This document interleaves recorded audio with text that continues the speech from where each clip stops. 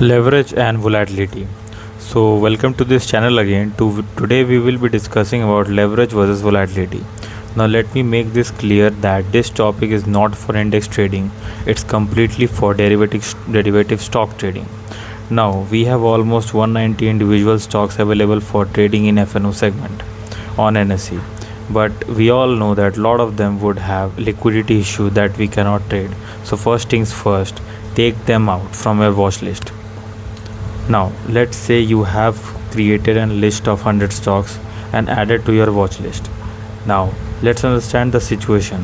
When we trade in FNO segment, what we want is high volatility or low volatility, nothing in between. Then only we can create any strategy. So our second work would be to find that which stocks are high and low with respect to a certain time frame. To do so, what I found after reading some research papers that leverage somewhat decides the volatility of any particular stock. Let's understand everything. Think of any company, the whole company, that is we can take as V. The money borrowed from the bank, depth D is equal to D. The owner's own money, equity, is equal to E. So V is equal to D plus E. Total company is equal to loan plus owner's money. So if the company borrows a lot of money, high debt, then even small change in the company's value makes the owner's part equity move much more.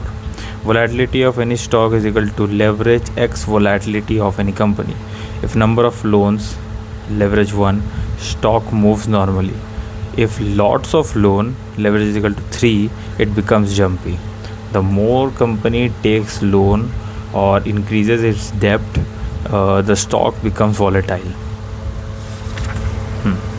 So here I have written the equation that how you can calculate everything. You can just pause the video and take a screenshot or write it down. I would suggest write it down. It's very valuable. To find volatility over both sides, the equation we assume that debt is much stabler. So it's everything written here. The volatility seen on equity is the volatility of network of a company is amplified by the leverage ratio. Let's see how various factors affect volatility. Number one would be issuing bond. V increases, E remains the same. Leverage increases and hence equity volatility should increase. Issuing equity, IPOs and all that we see. Zomato is launching his IPO, Swiggy is launching his IPO, and many stocks, many companies launches their IPO. So V increases, E increases, V by E reduces and equity volatility should reduce. Interest rate cut, discount rate reduced to P of FCF increases.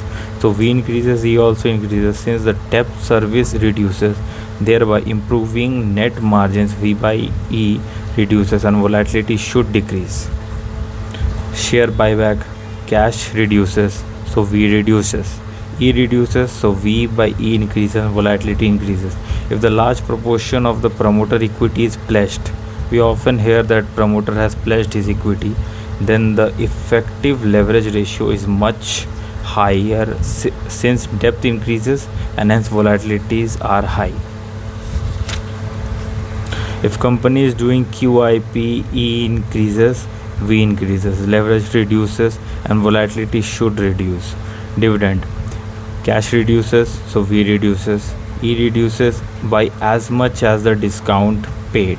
V by increases and volatility should increase.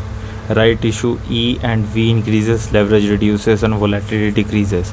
Price effect, large price rally causes E and V to increase, so V by E reduces and volatility should reduce. Large price decline causes both V and E to reduce and volatility increases. Hence volatility smile has negative skew, that is higher strikes on an option chain have lower IVs compared to the equidistant lower strikes IVs.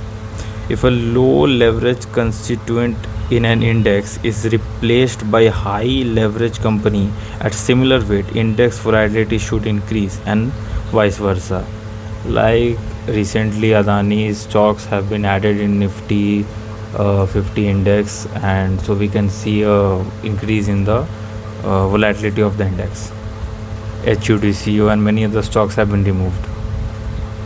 With all of this information, you will get required amount of information you need before jumping into any stock. From my side, I would suggest you all to make this graph or trade so that you can understand in one shot. Structural leverage score, and I have written all of this.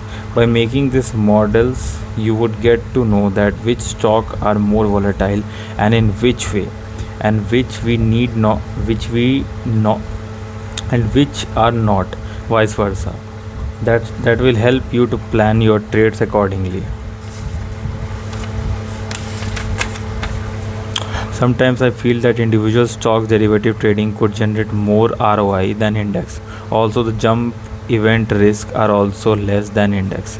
Frankly speaking, my main goal is to find opportunities in the market which whatever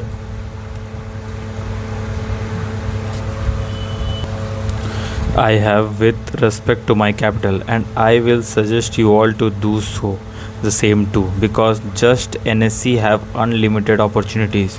You all just have to look around, then only you would be able to find setups for trade.